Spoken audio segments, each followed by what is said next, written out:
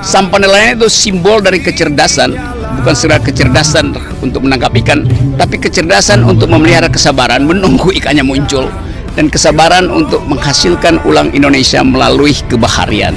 Jadi sekali lagi saya sangat mendukung.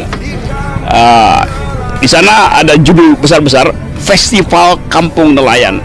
Karena pada waktu itu saya memberitahukan kepada nelayan saya, coba tuh ada konferensi pers, coba ngomong sono. Waduh, saya takut, kata dia. Waduh, akhirnya karena saya dikonfirmasi, akhirnya saya datang kan. Karena nelayan-nelayan saya takut, karena nggak biasa. Mohon izin Pak Karni. Jadi karena nggak berani itu, ya udahlah.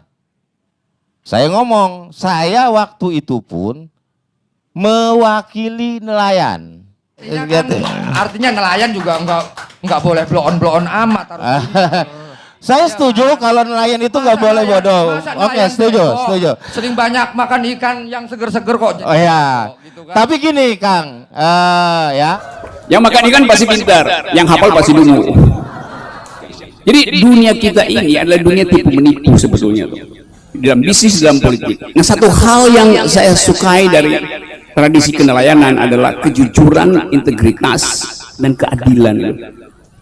Itu karena itu setiap kali ada ikan, saya anjurkan supaya ikan itu dimakan, bukan dihafal nama-namanya. Yang makan ikan pasti pintar, yang hafal pasti dungu. Oke, saudara-saudara, saya dapat satu insight, satu pikiran dasar bahwa yang ingin kita lakukan di Tomalau ini yaitu satu festival. Festival itu dalam bahasa Eropa artinya pesta, pertunjukan, pameran, memperlihatkan tanpa ada yang disembunyikan. Itu namanya festival.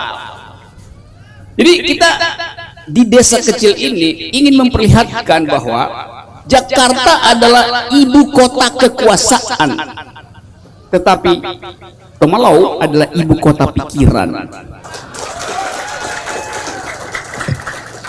Nah, di dunia global sekarang orang nggak perlu kekuasaan, orang perlu pikiran. Saya bisa hidup tanpa presiden, tapi saya tidak bisa hidup tanpa keakraban berwarga negara. Tanda pertama keakraban berwarga negara nggak peduli dengan APBN, nggak peduli dengan program kabinet. Kami bisa mengolah diri sendiri, patungan, mengumpulkan uang rupiah per rupiah untuk kita rayakan bersama. Dan kita nikmati ini semua senyum-senyum kan kita di sini kan, suka-suka aja kan. Sementara di Jakarta itu rapat tiap hari, tegang terus pikirannya. Bagaimana menyelesaikan Natuna yang adalah bagian dari laut dunia misalnya. Nggak tahu gimana caranya. Kenapa mereka nggak bisa berpikir tajam? Karena kurang makan ikan. Karena ikan yang seharusnya dimakan itu diekspor melalui calok-calok yang menyebabkan kehidupan ekonomi nelayan itu cuma dapat 0,0% dari ekspor kita. Jadi ada yang nggak justice, ada yang nggak just, ada yang tidak adil di dalam cara kita melihat negeri ini melalui kacamata nelayan. Ini saya baru makan ikan 4 ekor, kepalanya semuanya saya habisin. Masih ada bau. Orang bilang ikan itu amis. Enggak, ikan itu wangi. Nelayan dikasih parfum, mungkin dia muntah-muntah tuh. Walaupun parfum dianggap wangi karena dijual di toko parfum di Jakarta. Mak pasti campur-campur kan, ya, makan ikan ya, parfum juga kan wangi. Tapi itu namanya local wisdom, bahwa sesuatu yang dirumuskan oleh ilmu pengetahuan bisa berseberangan dengan pengertian lokal. Bunga adalah wangi, ikan adalah amis. Gimana kalau kita balik? Bunga adalah amis, ikan adalah wangi. Karena itu cuma soal persepsi dan kedekatan kita dengan alam. Bunga bangkai pasti amis kan. Jadi hal semacam ini, hal unik semacam ini yang enggak kita peroleh selama ini di dalam cara kita bernegara. Tentu Tomalau bisa menuntut bahwa kami nelayan, sampan-sampan kami berpikir lebih cepat dari kapal-kapal perang yang sedang diarahkan ke laut Cina Selatan untuk perang. Saya tidak begitu asing dengan Ternate dan Tidore karena salah satu paman saya orang Manado, warganya Wawuruntu, kawin dengan putri Sultan Ternate. Namanya kita panggilnya Kak Rini, Tante Rini Syah. Dulu lama tinggal di Jakarta. Saya kira meninggalnya dibawa ke sini, anak-anaknya juga akhirnya balik ke sini. Jadi kan Tidore Ternate bersaudara kan. Jadi saya punya saudara kembar di sini, Sultan Ternate sama Sultan Tidore itu. Dan itu kemewahan buat saya. Jadi saya merasa saya pulang kampung aja ke sini, bukan hal yang ada batasnya. Dia suka-suka aja makan pakai tangan segala macam. Nah, saya balik lagi pada apa yang disampaikan oleh Sofyan tadi. Itu berupaya untuk memperlihatkan ulang kemampuan masyarakat untuk mengatur dirinya sendiri itu. Pokoknya gampangnya asal negara nggak macem-macem deh. Kami bisa berurusan langsung dengan korporasi, kami bisa berurusan langsung dengan korporasi global.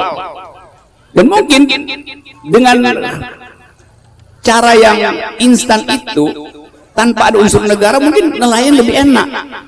Atau kampung ini lebih terbuka tuh. Begitu pemerintah masuk intervensi lewat APBD, jadi hancur kreativitas warga desa ini. Seringkali kreativitas itu rusak karena diintervensi oleh kebijakan pusat yang nggak ngerti tentang psikologi masyarakat, nggak ngerti bahwa sampan itu, nelayan di atas sampan dia terombang-ambing, itu artinya latihan kesabaran, latihan kecermatan untuk menentukan berapa inci dari laut pancing saya untuk diangkat menghasilkan ikan. Jadi yang disebut local wisdom itu kadangkala tidak dimengerti oleh pembuat kebijakan di pusat, bahkan di dunia. Ada contoh misalnya, ada nelayan di Kutub Utara tuh, namanya kelompok Yuji apa, pokoknya di Kutub Utara.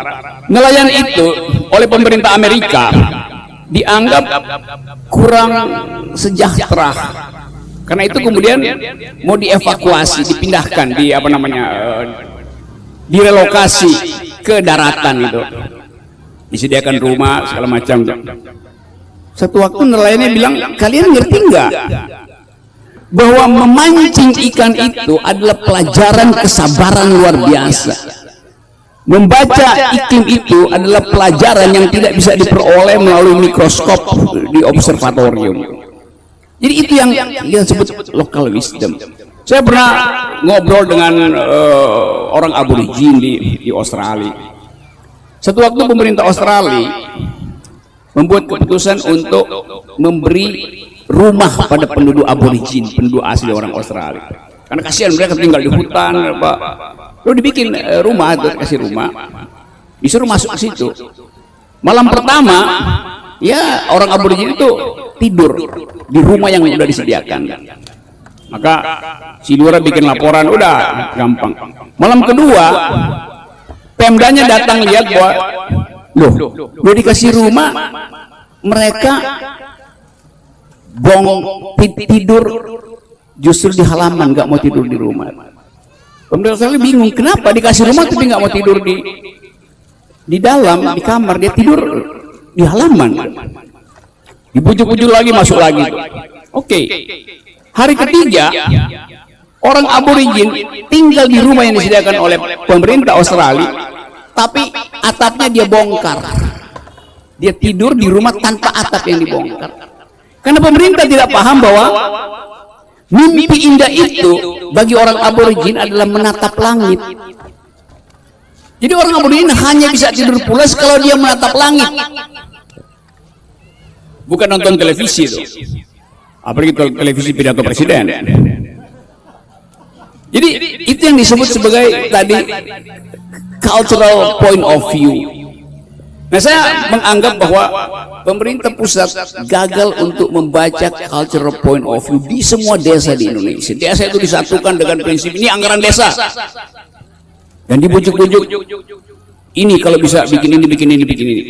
Bukan kehendak desa untuk membangun, tapi kehendak pemerintah untuk melihat desa yang sukses. Karena itu desa sukses adalah desa yang oleh pemerintah dianggap sukses, bukan dianggap sukses oleh orang desa sendiri. Itu yang namanya cultural point of view, cara pandang kebudayaan tuh.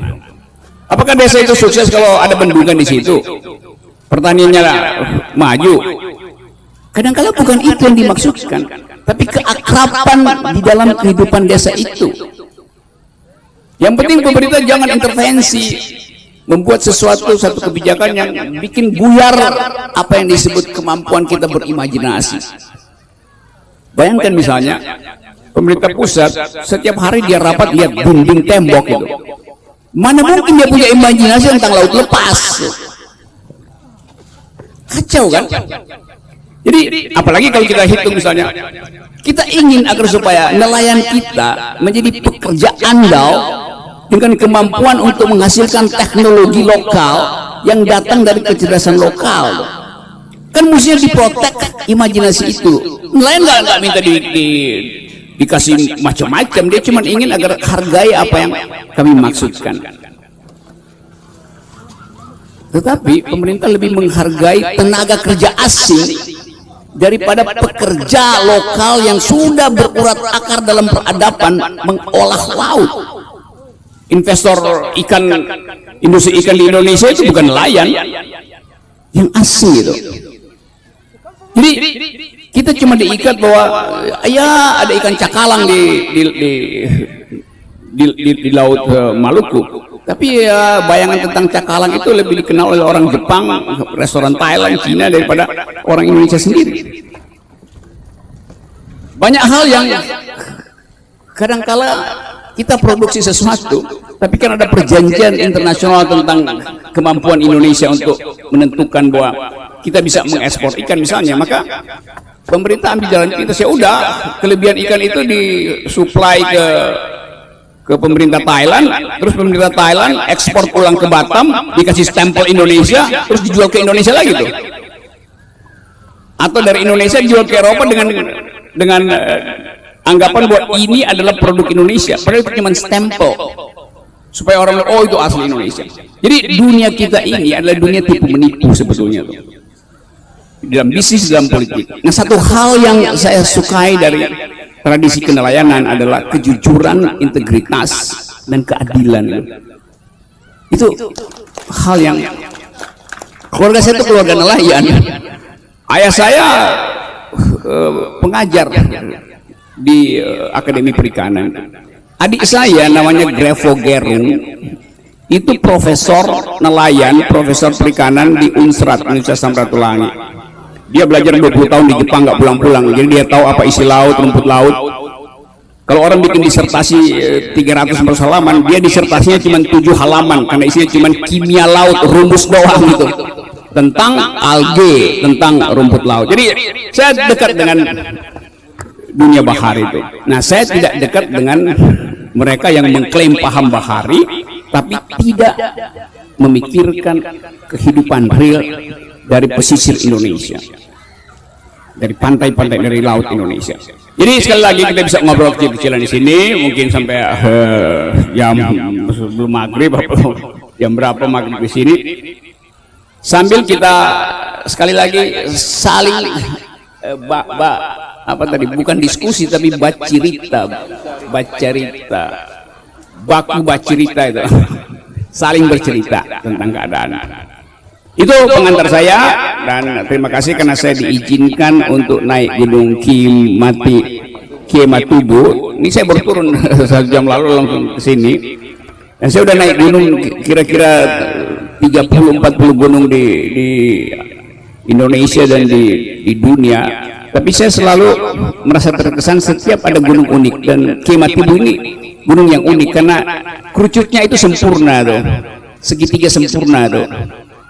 Dan dari situ saya bisa lihat 360 derajat kehidupan kerlap-kerlip kota Ternate, Tidore, segala macam, sambil membayangkan bahwa setelah kerlap-kerlip itu disapu awan, masih ada manusia yang mencari nafkah di lautnya sendiri, yaitu nelayan Tomalau. Terima kasih.